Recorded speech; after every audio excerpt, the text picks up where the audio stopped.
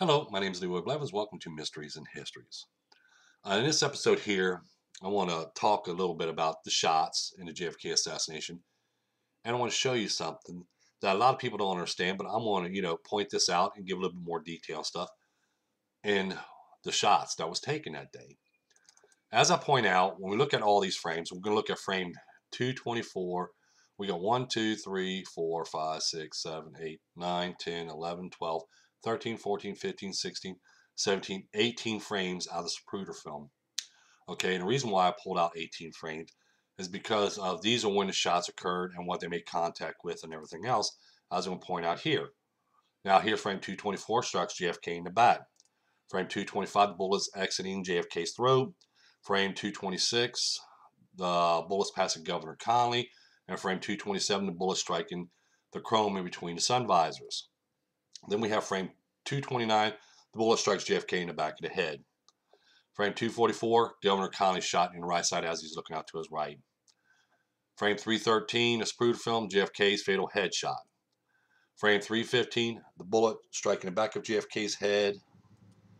Frame 316, bullet passing through JFK's head, past Governor Connally's head. And frame 317, the bullet striking the inside of the windshield. Then we have frame 330, which shows Governor Connally being shot, the bullet impacting the back of back of Governor Connally as he's turned off to his left, and another shot fired. That'd be the curve shot where James Tagg was standing. Then we have the one shot to the manhole cover, and then another shot to the manhole cover, top corner of the manhole cover concrete. Frame 402, bullet ricocheting upward. Bullet ricocheting upward in frame 403. Frame 413, a bullet striking the grass area. Frame 414, bullet striking the grass area. And then frame 416, bullet striking and ricocheting off of the sign on a lamppost. Now, what I want to do is put this in perspective, and I'll put it back in its location, the time frames, and place the location where each one of these shots made contact. This is Oswald's first shot. Okay, this shot was taken on the inside, as you see the note I got there, 6th floor of the Texas School Book Depository, and it was inside. So he was inside when he took the shot. That struck JFK in the back. Second shot was taken from the 2nd floor of the county records building inside, and that's the location where the bullet made contact with JFK in the back of the head. Then we have the 2nd floor of county records building again. Note again, the gunman was on inside of the building, and he took the shot. Now, struck Governor Connally as he was looking out to his right. Then we have shots number 4 and 5. Now, as you see here, both shots were taken at the same time. We have one shot, which is on the 6th floor Texas School Book Depository on the inside, and then we have one shot at ground level outside. These shots were taken at the same time. Then we have 2 more shots being taken at the same time.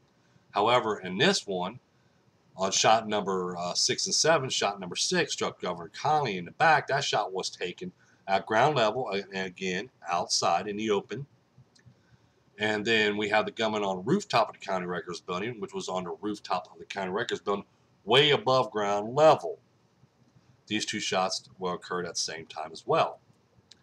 Then we have the gunman on the rooftop of the county records building taking 2 more shots to the manhole cover, which was taken back to back. And as you see here, he was above the ground level, above the crowd, and on a rooftop. Takes 2 shots there.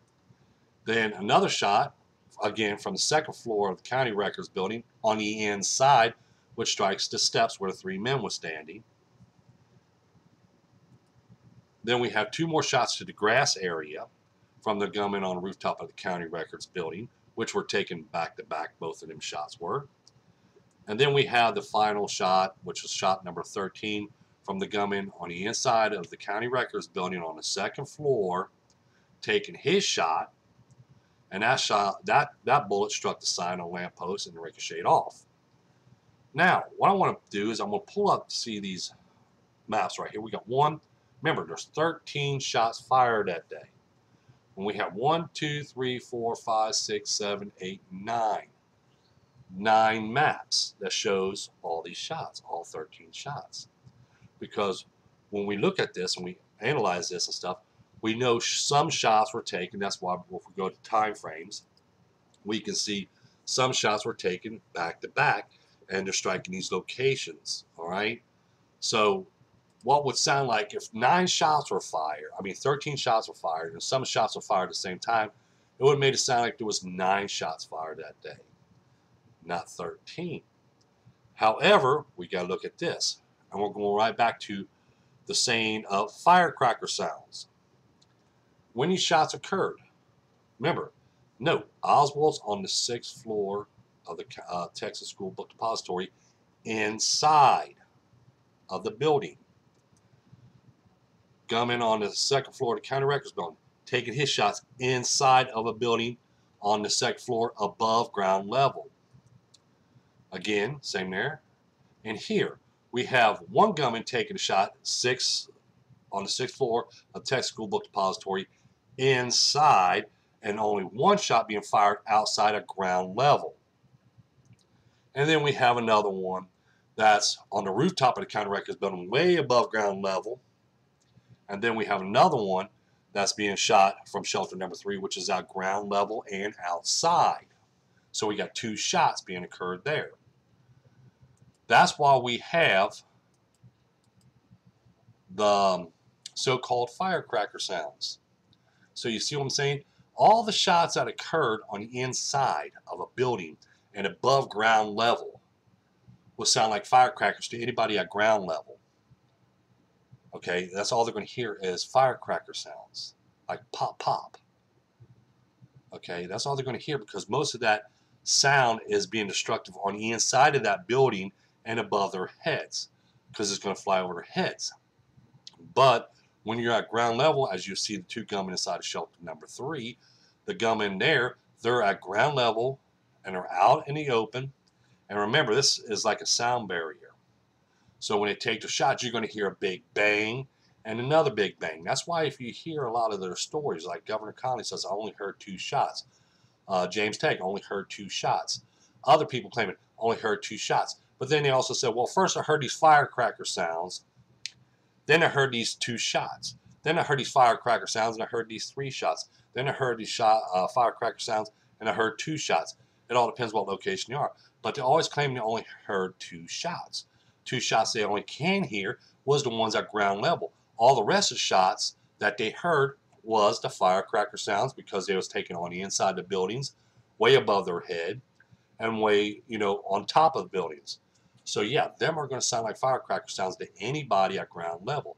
So you see what I'm saying is, when I put this evidence together and I show this, okay, my research is in fact matching the stories told by eyewitnesses, as I point out here.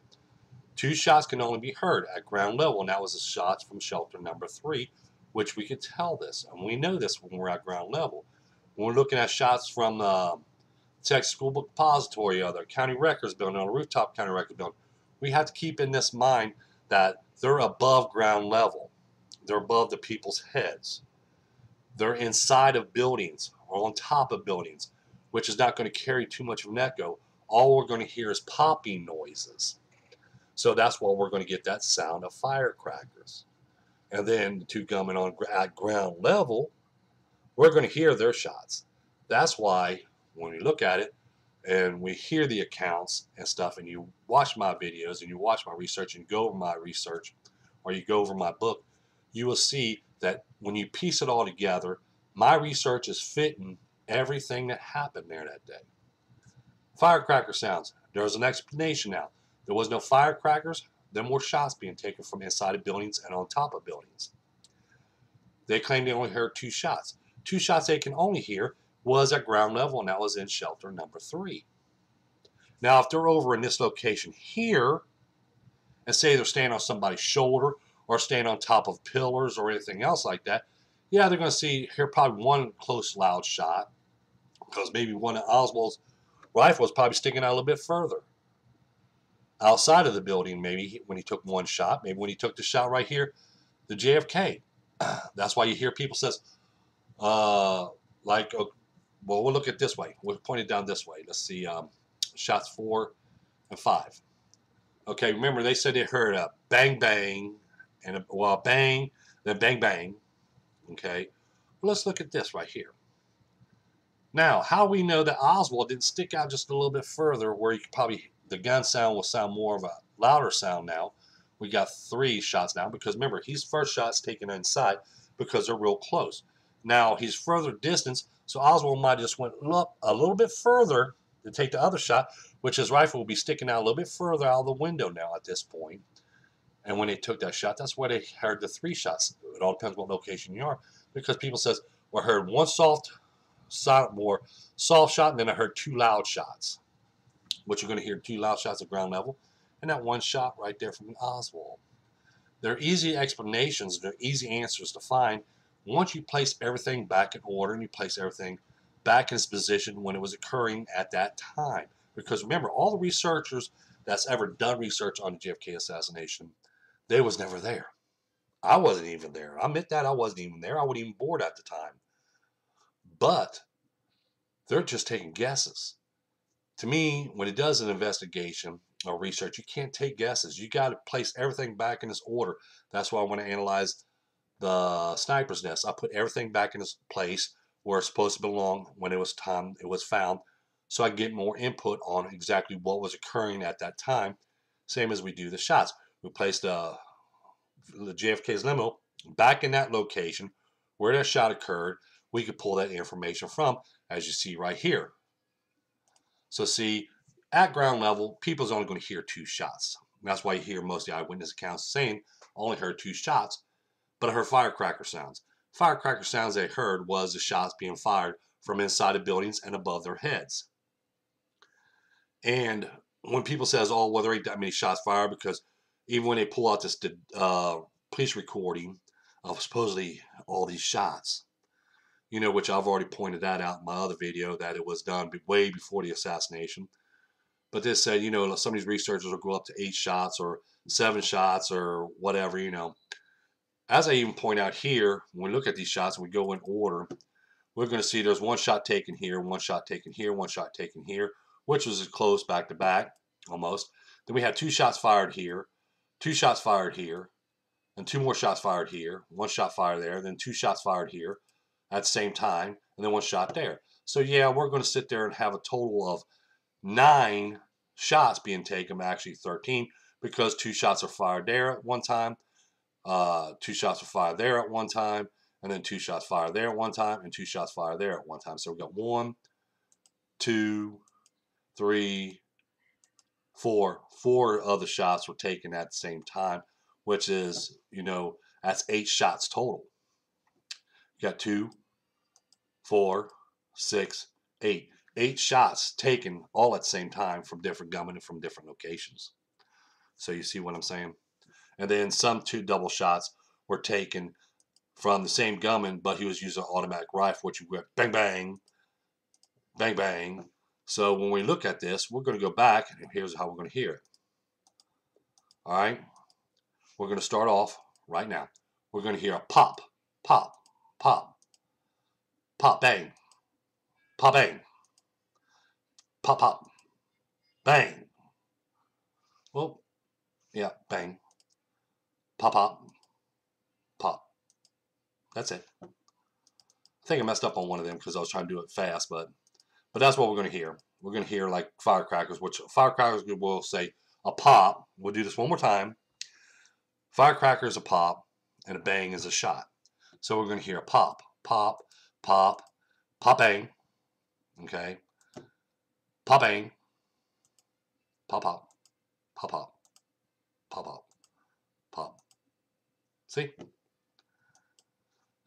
That's what we're going to hear if we're at ground level.